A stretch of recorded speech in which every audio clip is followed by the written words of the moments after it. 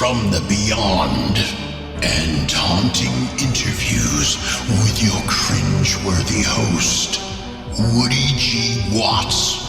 Welcome to Hill City Paranormal.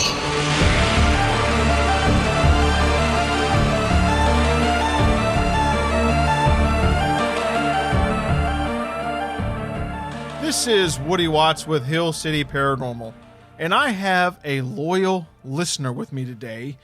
Garrett reached out to me on social media. Social media I absolutely love, by the way. It connects everybody. Instagram is my favorite for Hill City Paranormal. Garrett reached out to me and mentioned that he had some awesome stories to tell. Garrett, I'm so happy you reached out to me. How you doing today, man? I'm doing great. Thank you so much for having me on here. Absolutely. So when you reached out to me, first of all, I'm always a sucker for just some spooky stories. And you kind of had me at the beginning when you said you had two really good ones to share. And I'm ready to listen. So Garrett, I've got a couple of questions for you, but I want to hear these stories, man. So tell everybody some of the experience that you had mentioned to me. Well, the two stories that I brought up they took place actually not that long ago. The first one took place at the Stanley Hotel in Estes Park, Colorado, which I'm pretty sure, as many of us would know, it inspired Stephen King's The Shining. So already I was like, okay, I'm so excited to be here, to stay here. I was sleeping just across the hall from the famous 217 room, and that night, it was like our first night there, and I really wanted to stay up late and do some investigating just around the Stanley Hotel, because it's like I was so excited. So my dad went out with me for first part. He stayed up till about 11:30, and then he tapped out. It was pretty quiet that night. Like, not much was happening. It was until he left. He went to bed. I stayed up for about another hour and a half or so. And that's when things started getting like creepy. And oh man, there were so many things that happened. The first thing that happened was I was on the fourth floor of the Stanley Hotel. So I walked up to the fourth floor. There is this staircase almost in the fourth floor in the middle of the hallway that goes to like this attic area. That actually used to be where there was a nursery up there, but they have it blocked off now. So I was standing by the this attic area, the stairwell, and I had my recorder out, and I was asking very quietly, because I didn't want to wake anybody, is anybody there? And I asked a couple more. I think about the fourth question, I hear this giant thud from the top of the staircase, and it shook me to my core, and I was like, oh my God. I thought something may have fallen over, or I don't know what happened, but there was like this big thud, and it happened again. It happened twice. It was like just really loud, and I thought, oh my God, people had to hear this. People had to hear this. Yeah. No, I know other people have experienced stuff like this, but nobody woke up. So I was confused, and then I looked back up at the attic, and I'll never forget this. I swear I saw what looked like a hand, like a shadowy hand, just creeping its way back through the attic. And this attic is sealed shut. There's no way somebody can get in there.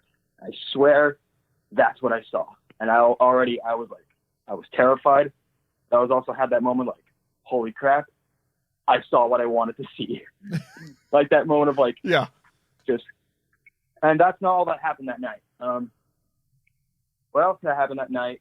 I was walking back to my room, sneakily trying to get back to my room. And I walked by the famous 217 room, and I looked at it and I was like, sick. like that cool, like, yeah. He's like, that's the room. That's the one. And, that's the one in the movie. That's the one. Yeah. And there's a supply closet right next to 217. It's just a bit down the hall. I walk by it, and the door swings open. And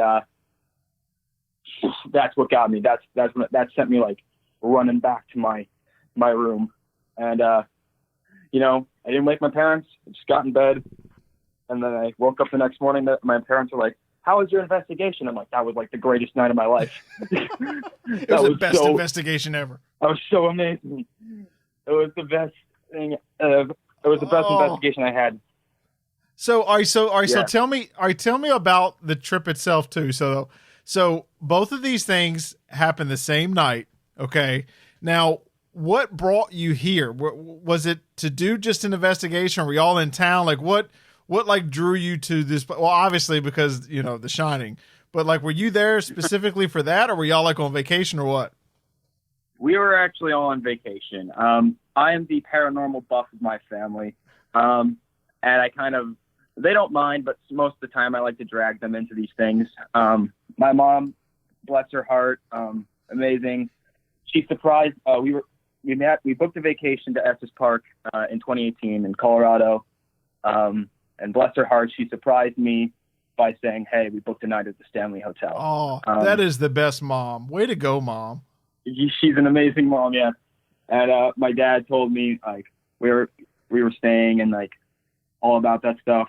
So yeah, they were extremely nice and for doing this because I told them a long time ago like that's the place I want to stay. It's a bucket list. And yeah, for many reasons, really. For like one, yeah. Because like one of the best movies ever, and then two, stuff like that. Stuff like that, man. Exactly. Oh, that's so awesome. All right, so all right, I'm gonna back up a little bit. All right, so they surprise you with the trip there that you're gonna stay there. You have your equipment, okay, and you're there and you see the hand, right? So like what? Like tell me, one, were you able to get anything on your equipment, and two, I mean, how in the world were you able to sleep that night? I mean, that was your night there, and two things happened. Yeah, man. I slept pretty well that night, mostly because just honestly, I'm a pretty good sleeper. Once it gets late at night, I get to sleep pretty well. But I did have like that feeling I did wake up once in the middle of the night for no reason, and I got that feeling. Like I remembered seeing that hand, and I was like, okay, yeah, okay. And then I just like went back to sleep 5 minutes later. But I kind of got it's like a very, because of course with all images it has to be like this. I pulled out my phone. I took a couple of pictures I tried to get a couple of pictures, and I swear I got something what looked like the hand kind of slipping its way back in. For the loud thuds, sadly, I turned off my recording device when those happened, because they happened, I think I was up there for about 15 or 20 minutes or so, just sitting in that one spot. And then I was like, okay, it's time to move on. I was packing up, and then two thuds. Then I see the hand, pull out my phone, try to get some picture, and yeah.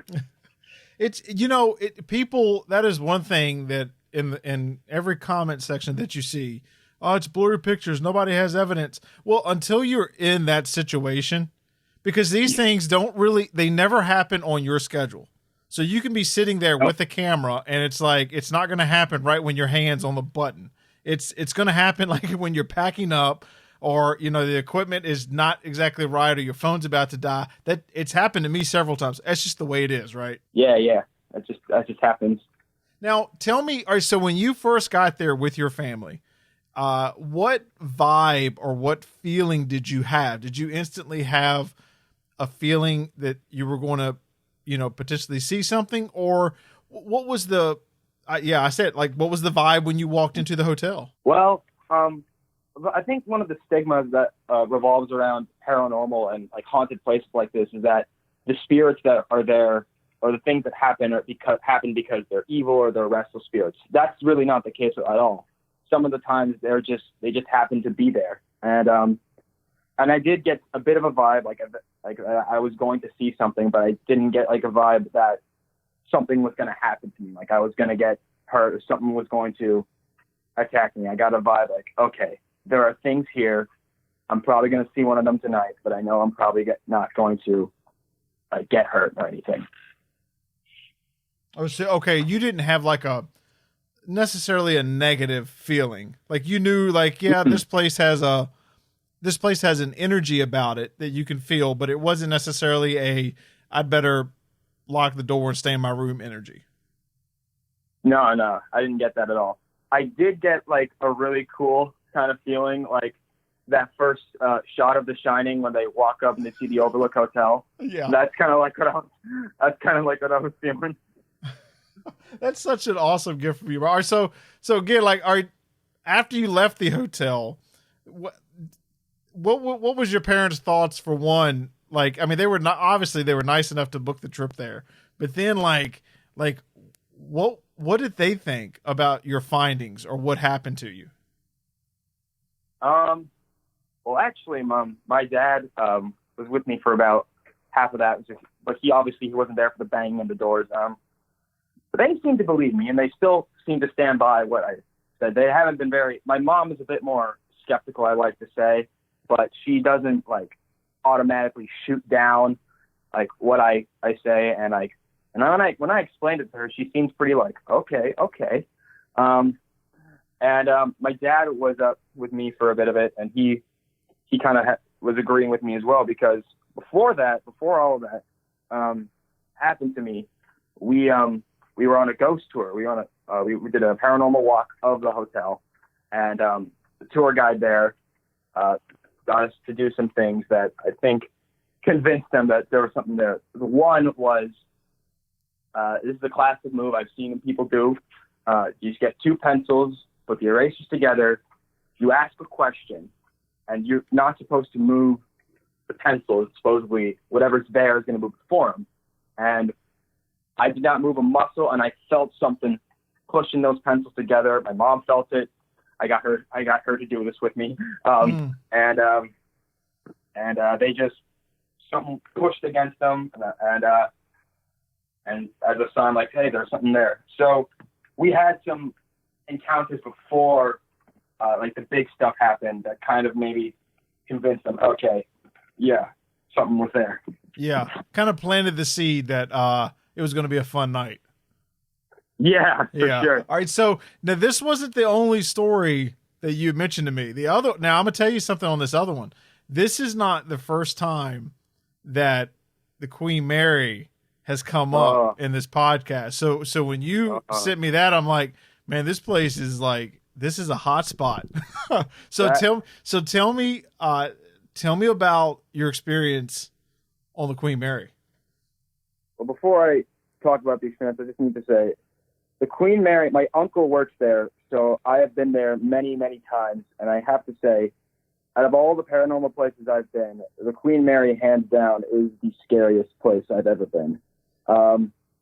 But it's also one of the greatest. It's so rich in history. There's so much to do there. You can walk the halls aimlessly and just get lost in like everything about it. It's one of the coolest places to ever be, but at night it's also one of the scariest. I had many moments where I almost froze up. Especially there's this one room, the boiler room. Every time I go in, I've been in that room, I think 3 or 4 times on tours and stuff. And I go with my friends, and my friends and I, we usually have a good time. We're laughing, and I was like, because we're happy to be there with each other. And then the moment we get down into that room, laughter stops, joy stops, just silence. There's something about that place that just gives me all the creeps. It's insane. So yeah, this ship is one of my favorite places, and I love being there, and it's where I have some of my best stories, and this is definitely the best story I have there. Oh, I can't wait. Because I believe we talked to quite a few people that have been there, and like you said, there is a feeling once you walk through the doors that it's just a different energy at that place. Oh yeah, for sure, sure. Tell me what happened. What is your top experience on the Queen Mary? All right, my top experience took place last year in the summer of 2019. We were doing a late night investigation. The Queen Mary has these tours. you can book, and they go from like 11 to 2 a.m. And they take you to multiple spots on the ship, like some of the best hot spots. And it's probably like the best night I had in terms of experiencing the paranormal. I was with my friend Shannon. She and I we actually were doing this really cool thing. We were doing a paranormal road trip of Southern California. So That's awesome. I found we went to a lot of places. We went to local places, more known places like Black Star Canyon, and we went to all those places. And our final stop was the Queen Mary. So we get on and we get our equipment, it's handed to us, and we get the lowdown of like what we're going to do, everything that's going to happen, and what we might see. And we get this backstory about the ghosts and all that. And then comes the part where the guide will let you walk anywhere in the room, and he'll let you find a spot, sit there, try to talk to the spirits, and see if anything happens. So Shannon, she went off to another place in the engine room. This was in the engine room. This is our first stop, and she went to a place called Watertight Door 13. I went into a room that is normally closed off to the public. Very small, dark room. Like you can hear engines running. There's like water dripping in there, and very, very small. And there's this faint light that goes to this back hallway that's super, super narrow. You can only get there by like this very small staircase. And I was in that room with a father and son. They were in there, and I was in there with them. And we had our phones out and our recording devices and everything else that the guy gave us. And we just asked questions. We asked specifically this is what happened before. This is important to know. There's a ghost on the ship of a girl named Jackie. Nobody knows where she came from or how she died. I believe she died in the first class swimming pool because that's where she's seen the most. But she can go anywhere on the ship. And we asked if she was there. We asked, waited a bit, no reply. I asked one more time if she was there. And right at that moment, I looked down that hallway that I mentioned earlier. And down that hallway was and I could make it out, was the shadow of a little girl. Oh. And I know it was. Because I know the way it stood there, the way it kind of moved, and it just stood there for like a solid 3 or 4 seconds before running into the wall. And then after that, like 10 seconds later, I was so shocked by this. 10 seconds later, then I pointed and I said, something moved. But already the thing was gone. I believe it was Jackie, but they didn't see it because I was so just like, something moved. So like I was like so shocked, and I got out of there. I got out of that room, and Shannon said that my eyes were wider than like cue balls, I believe, and I was so mesmerized by what I just saw. Yeah. And that was the one. But there was also another incident that happened that night. This was an incredible night for paranormal stuff. Yeah, it sounds like it. It was in the dreaded boiler room that I had mentioned. We were in this one little room that they have set up for ghost tours. It's like they have props and stuff in there, but all of that was turned off that night. So some of the lights were on, and it wasn't as dark as in there. But so like you can tell that some of that stuff is fake. But everybody who was in that room with me, including my friend Shannon, like everyone, the guide, I feel like we were being played with because there was this whistle that kept happening, and nobody was whistling. We swear, like we did this thing where everyone covered their mouths. The guide told us to cover their mouths, and he said, "Wait and just listen." We listened, and like multiple times he said, "There's a whistle. There's a whistle. Where?" This guy was just like whistling. Something was whistling at us, and I have it on tape. of us like all acting so confused, like, where is that coming from? So, and then we tried asking, is somebody there? And then we heard a little knock and then left. Yeah.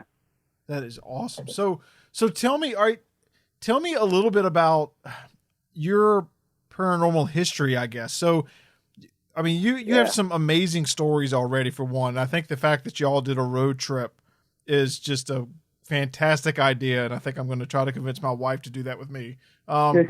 So fill me in on your paranormal history. Like at what age were you interested? Did you have experiences, when you were young? Like, what kind of led you into wanting to investigate these places?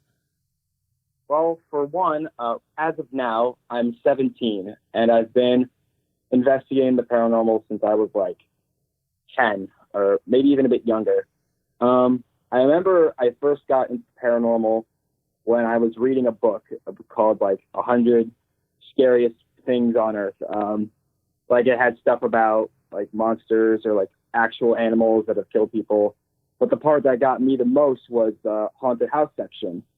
And I remember reading about two places in particular, one called Leap Castle, which is located in Ireland, and another place called Chillingham Castle, which is located in the UK. I remember reading about those, thinking like, wow, I was just so intrigued by it, and that it just led me down this rabbit hole of, haunted places and things that can't be explained. And I've been to, I've been to a lot of places. I can't count right now, but I've been to a lot. I've been to places in Europe. I've been to places around the U.S. Heck, I was just at a place yesterday, to be honest. I was at a paranormal place yesterday. That's how intrigued I am by all of this.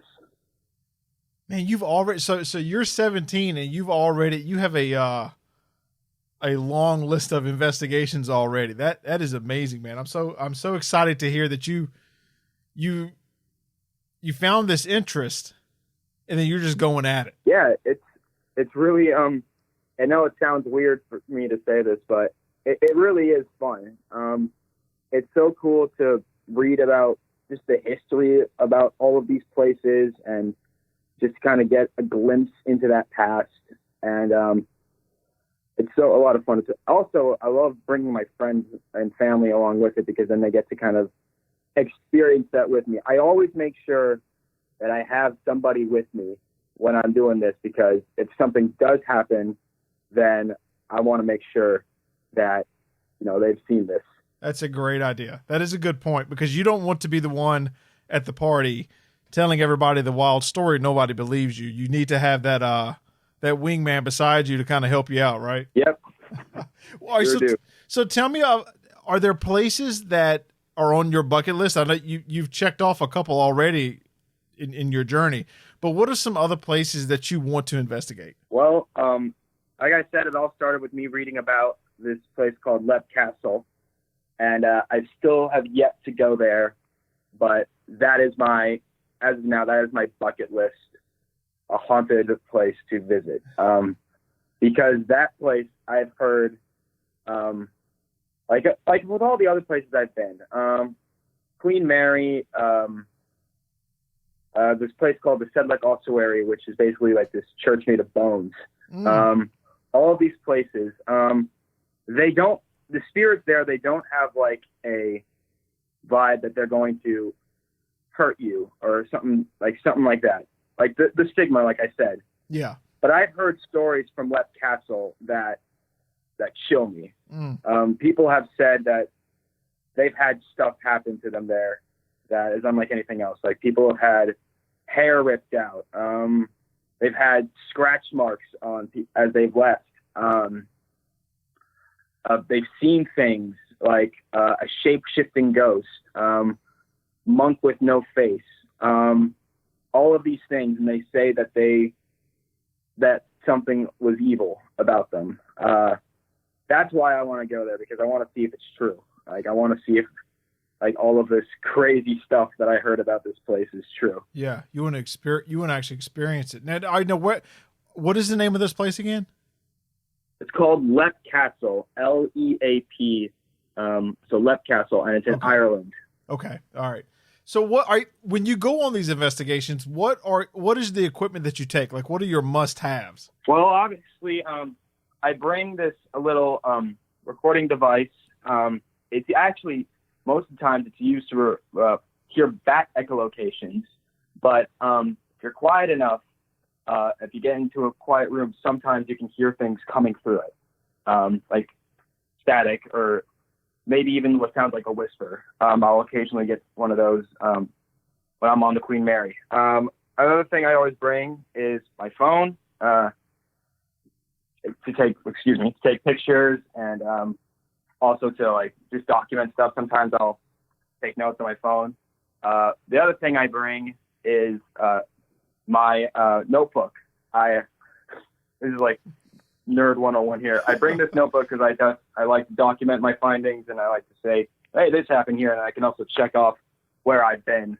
So yeah. Oh man, that's so awesome. Well, Garrett, I am so glad, one, you reached out to me with some amazing stories, but also you've got to keep us updated. So like in your journey, since you're a traveling man, like let us know, the places you go, the experiences you have, because like I said, I am always up for some good stories, and it seems like wherever you go, something's going to happen. That's what it seems like. I guess you can call me lucky for that. That's right, man. That's right. I've seen some things that some paranormal investigators will wait a whole lifetime to see, and I really consider myself lucky for that. Do you feel like maybe you have, because I know there are some people that we've talked to that are really just in tune to the happenings around them. And there's some of us, like I, for one, I get caught up in the moment really easy and I can kind of miss things. But my wife, she's really hypersensitive to things. Do you feel like that is the case with you? And that when you go to a place, you are just, I don't want to say more aware, but you're kind of in tune with the energy there? Yeah, I'm like a mixture of both. Whenever the tour guide, because normally that's how I start things off with these. I go on a tour just to get like a feeling of the place, and I always want to listen to the history first. Like I want to just get the backstory, so I'm always tuned and listening, and I'm looking around, taking the place in. But then after that, when like you get that little time to wander, I'm very hyper vigilant. I always look. I take pictures of everything. I never take just one photo of one spot. I take multiple. I gotta like clean my phone storage after like a trip, just so I can find out like does this one have one? Does this one have one? Yeah, man, that is actually great advice, because you can't. I guess one piece of evidence can be written off, but if there's multiple different angles, different recordings, then it's a little bit harder to just dismiss it, right? Yeah. Yeah. For sure. Yeah. That's awesome. That's great advice, by the way. Well, Garrett, thank you, man. I appreciate you reaching out, and you have our number, so you please keep us updated, because we want to know. We want to know the places you go and the stories that just happen to you, because those are some good ones. Thank you so much. This has been really fun. I'm really glad you guys let me on, because I love just talking about this stuff. And just thank you so much for having me on here. And I promise I will keep you guys updated with everything. Awesome. I plan to try a lot more places this summer, so I will let you know. Thank you guys again. I can't thank you enough for having me on. Hey, you are welcome anytime. All right, man. Be sure to check out our website at hillcityparanormal.com and call our haunted hotline at 701-HAUNTED or 701-428-6833 with your spooky tale. Thank you for listening.